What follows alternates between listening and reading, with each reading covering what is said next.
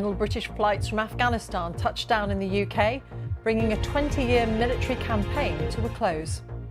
Planes bringing troops involved in the evacuation operation landed at Brize Norton in Oxfordshire. More arrivals are expected in the coming hours. US military officials say a drone strike in Kabul has eliminated another deadly suicide attack as time runs out for those trying to leave the country. Flights are almost over. So us almost. What are you going to do now? So what about us? We are work with them. We support them. President Biden pays his respects as 13 US troops, among those killed in Thursday's bombing, are brought home. Also in the programme tonight, the US state of Louisiana hunkers down as Hurricane Ida makes landfall, threatening a catastrophic storm surge. 7 more gold medals for Great Britain at the Tokyo Paralympics, including the 3rd successive win for Hannah Cockcroft.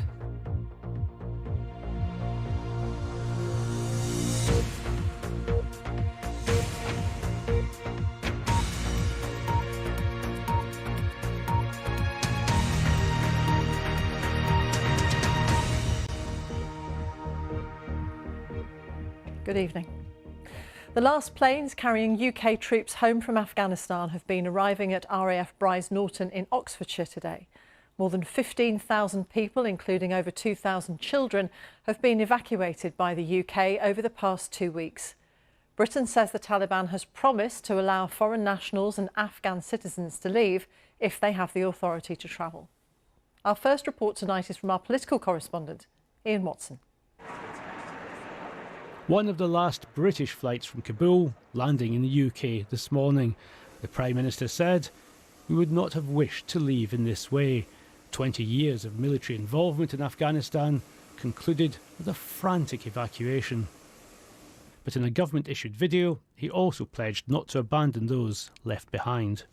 If the new regime in Kabul wants diplomatic recognition, or to unlock the billions that are currently frozen, they will have to ensure safe passage for those who wish to leave the country, to respect the rights of women and girls, to prevent Afghanistan from again becoming an incubator for global terror.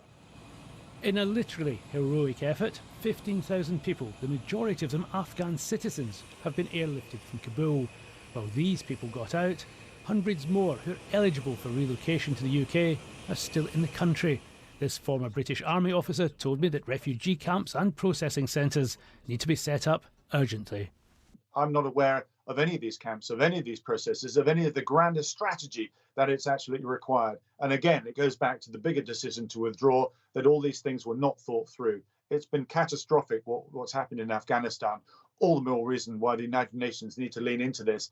And I really do seek Britain, as a permanent member of the UN Security Council, to lead forward and to lean into this with some sense of urgency. Labour say the process of evacuation should have started sooner, and cooperation now from neighbouring countries isn't guaranteed. There are many, many people that I've been in contact with only over the last few days who are currently in hiding, who have no safe route out of Afghanistan, as well as hundreds of people who've been trying to make their way to the border and get across, particularly the border with Pakistan. When I spoke to officials from the Pakistani government in the last couple of days, there was an element of pessimism about how much Pakistan is going to be able to do. The British ambassador to Afghanistan is stepping down from Kabul, but operations will continue from Qatar. While British troops and diplomats have now arrived home safely, many of those who helped UK forces are still in harm's way. Well, as more military aircraft arrive back in the UK tonight, I've been asking the British government very specific questions about those left behind. And I have to say, I haven't had very many specific answers. But there is a glimmer of hope tonight, because the UK government and some other countries, including the US, say they've received assurances from the Taliban that their nationals plus Afghan citizens with proper documentation will be allowed out of the country. And the UK say it's also going to raise this issue of safe passage at the United Nations. But even if the Taliban are true to their words, once people cross the borders, it looks as though new processing centres still haven't been set up. So it also looks as though political and practical problems are going to be persisting long after the last British troops have come home. Ian, thank you very much, Ian Watson. Meanwhile, US military officials say one of their drone strikes today in the Afghan capital Kabul prevented another deadly suicide attack at the airport. Thursday's bomb killed at least 170 people, including 13 US troops. The US will continue evacuation operations until Tuesday. From Kabul, our chief international correspondent Lise Doucette reports. A house on fire in a fast-burning crisis. Said to be a rocket attack streets away from Kabul airport. It may have been the target. The US says it unleashed a drone strike too, hitting a vehicle of suicide bombers heading to the airport. And next to the airfield, gunfire.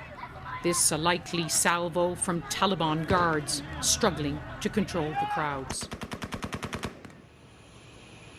Today, military flights are still taking off, but Britain's airlift has ended not long now before America packs up too. In a fleeting twilight, Afghans hold fast to documents, to hope. My life is in danger in Jalalabad. But the flights are almost over. So almost. What are you going to do now? So what about us? We are work with them. We support them. I'm CIA agent. And Afghanistan. I have documents. This man tells us he worked for US intelligence. Some people, like this man, received an email saying going to the gate. Other people say they don't have access to emails. They hear the news that the military flights are all but over. But even in these last few hours, they still keep trying on the basis of what they've heard. The new face of security in this city, many Taliban fighters wearing the same uniforms and driving the same vehicles as the Afghan government forces they ousted. A new order takes shape. And on a plane out, a new life starts. 26-year-old Sanam gave birth to a girl as she flew to Britain, a baby named Chava or Eve, who may now have a better future. Lise Doucette, BBC News, Kabul. Well, this afternoon, the bodies of the 13 US service members who were among those killed in Thursday's blast in Kabul were returned to the United States. The withdrawal from Afghanistan marks the end of 20 years of foreign troops in the country. 457 UK military personnel died during the campaign, while tens of thousands of Afghan civilians lost their lives. Our World Affairs correspondent Caroline Hawley looks back at the conflict and considers what may lie ahead. It was in the wake of the al-Qaeda attacks on New York in 2001 that the then President George Bush declared a war on terror. America has no truer friend than Great Britain. Britain joined the fight to topple the Taliban, invading Afghanistan, where the militants had training camps. Military action against targets inside Afghanistan has begun. The presence of international troops enabled girls to go to school. But there was blood, sweat, dirt and danger. The war cost trillions and took an enormous toll. The Wiltshire town of Royal Wootton Bassett paid Britain's respects so many times. John White lost 3 limbs in Afghanistan, one of hundreds of soldiers who came back with life-changing injuries. I don't feel like it was a waste of my time. I don't have any resentment towards it or anything like that. We saw stuff out there which, is quite frankly disgusting, sickening at times. That's what we were hoping that we could get rid of. It's just incredibly sad knowing that people are going to have to suffer that way. Now the Taliban are in control and the UK needs to deal with them. It wants their cooperation not just on safe passage, but on preventing Afghanistan again being used as a base for Islamist militants that aim to harm the West. But what influence can Britain have now that it's gone? We shouldn't kid ourselves that we've got the same levers. We don't. Our influence is much diminished. The influence of China has increased, the influence of Pakistan has increased, the influence of Iran has increased, and ours has consequently diminished. The manner of the exit from Afghanistan will haunt America and its allies. Today, Joe Biden mourned the 13 soldiers who died in Thursday's suicide attack at Kabul airport. The latest, and America hopes, the last casualties of the country's longest war. But the consequences of the West's defeat in Afghanistan will continue to reverberate for a long time around the world. Caroline Hawley, BBC News. In other news, Scotland's First Minister Nicola Sturgeon is self-isolating after being identified as a close contact of someone who has COVID-19. She's awaiting the results of a PCR test. It comes as the number of new COVID cases reported in Scotland has hit another record high of more than 7,000 in the last 24 hours. The Scottish Health Secretary warned that the NHS was facing a perfect storm of pressure. A look now at the latest government data. There were 33,196 new infections recorded in the UK in the latest 24-hour period, which means, on average, there were 34,361 new cases per day in the last week. 61 deaths were recorded in the past 24 hours, with an average of 114 deaths a day in the past week. On vaccinations, 88.3% of adults in the UK have now had their first jab, and 78.4% have now had both doses. Hurricane Ida has made landfall in the US state of Louisiana with winds of 150 miles per hour.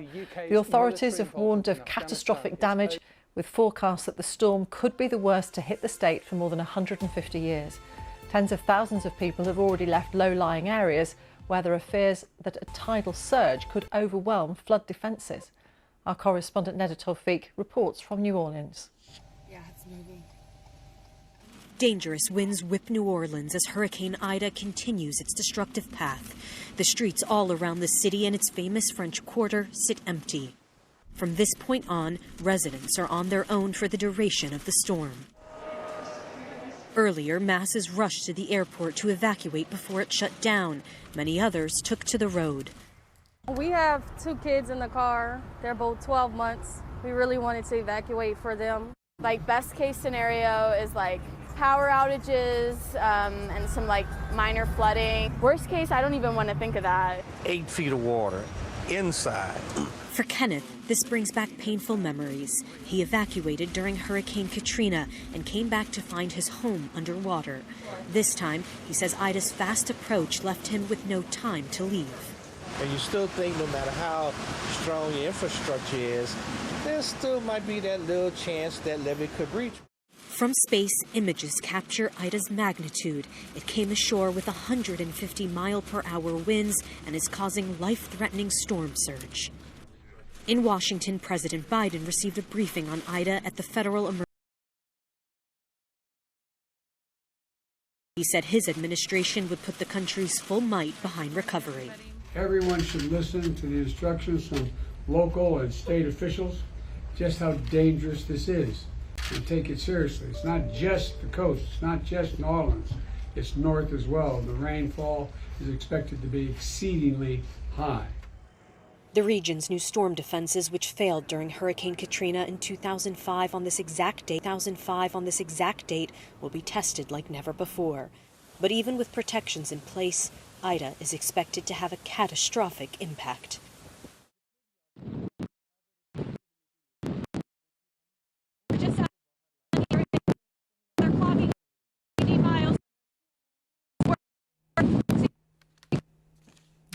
Neda Tawfiq in New Orleans trying there to tell us what the storm is like, and I think we can tell. A man's been charged in connection with the murders of 2 people in Westminster in central London. Clinton Ashmore and Sharon Pickles were fatally stabbed at 2 different addresses a week and a half ago. Lee Peacock, who's 49, will appear before Westminster magistrates tomorrow. This week, the Children's Code comes into force across the UK. Its purpose is to protect children's online data, and its focus will be on gaming, social media and video streaming. Companies, even those whose headquarters are abroad, will be required to adhere to a series of standards, and they'll be sanctioned if they don't. Our media editor, Amar Rajan, reports. Hi guys! Hi. Hi! Today's teenagers have never known the world before the internet. Life online has massively expanded. I just wondered if I could talk to you guys for a little while about whether or not you worry about sharing too much personal information online. When it asks for location, I don't really trust it because it's giving private information away to people. I can see like 18+ adverts, which aren't exactly appropriate for my age group. Well, I see game adverts about people killing each other, which I don't think is appropriate for my age as well. So when it asks to collect my data and I don't know what it's being used for, sometimes that scares me a little bit. From September the 2nd, a new children's code will be enforced by the Information Commissioner's Office. There are 15 standards which will govern how children's data is protected online. These include strict rules on data collection and sharing, making high privacy settings the default, and switching location tracking off by default too. A key figure behind this new code is the film director and now campaigner, Baroness Biban Kidron. Personal data is the mechanism by which the companies make money. So it's follow the money. It's designed to grab the data, and in doing so, a lot of things, unintended consequences, happen to our children. And that by actually saying, no, don't take kids' data, take the kids out of the business model, make your profits after you've taken care of young people, we change the system itself. Most big technology companies insist children's safety is a priority and say they welcome smarter regulation. But these rules strike at the very foundation of some of their business models, and as such are being watched very closely from Washington to Brussels and Canberra. What sort of legal and financial power will you have to sanction those who fall foul of this new children's code? The change we've seen already in large platforms around the world is actually because they want to do the right thing. But we do have the power to charge 4% of their global turnover, which is a material amount for those who are the most persistent offenders. How do you feel about the fact that your personal information is being used online to make a few people very rich? And I feel like they shouldn't do that because they shouldn't make money from other people's personal information. It's my information to start with. And even if I did give it to them, the fact that they're making money out of my personal information quite annoys me a lot. Guys, you're brilliant. Thank you so much for doing this. Amol Rajan, BBC News. Lee Scratch Perry, one of the most influential figures in Jamaican music, has died at the age of 85.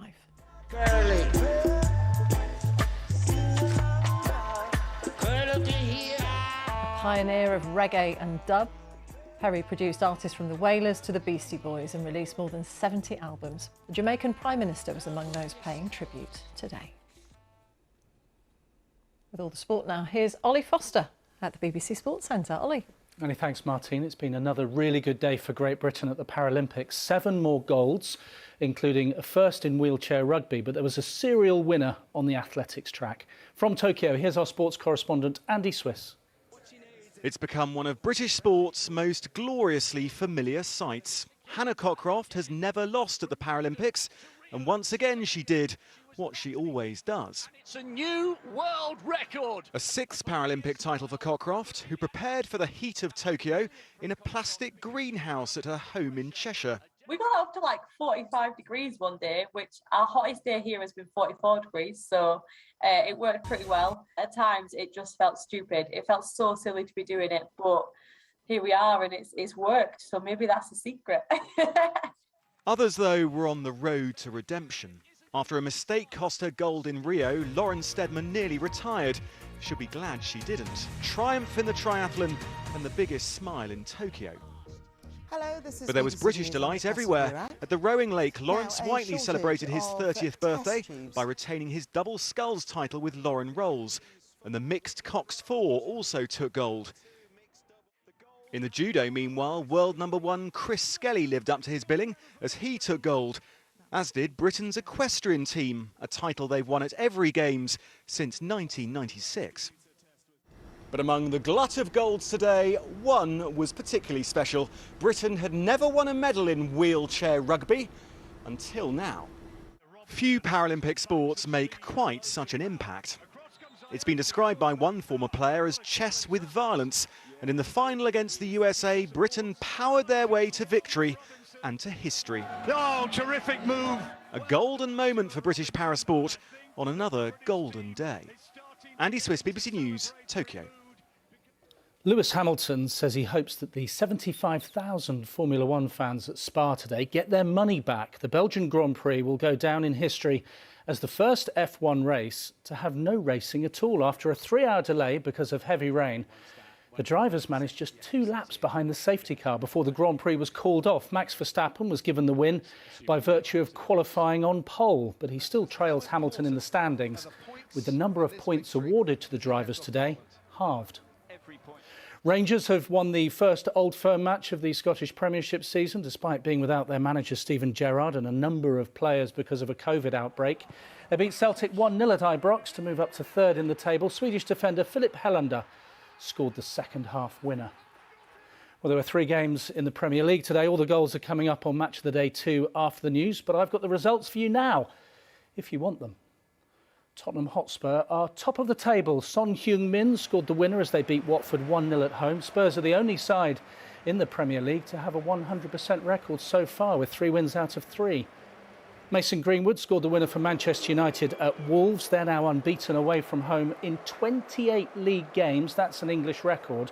Elsewhere, Burnley drew 1-1 with Leeds. Lionel Messi made his debut for Paris Saint-Germain this evening. The 6-time World Player of the Year was let go by Barcelona earlier this month after spending his whole career there. He came off the bench for the last 25 minutes of their match away at Reims, with PSG already winning 2-0 to go top of the table. There's lots more on that on the BBC Sport website and all you need to know about Day 6 of competition at the Paralympics that starts in the next few hours. Martine. Ollie, thank you very much.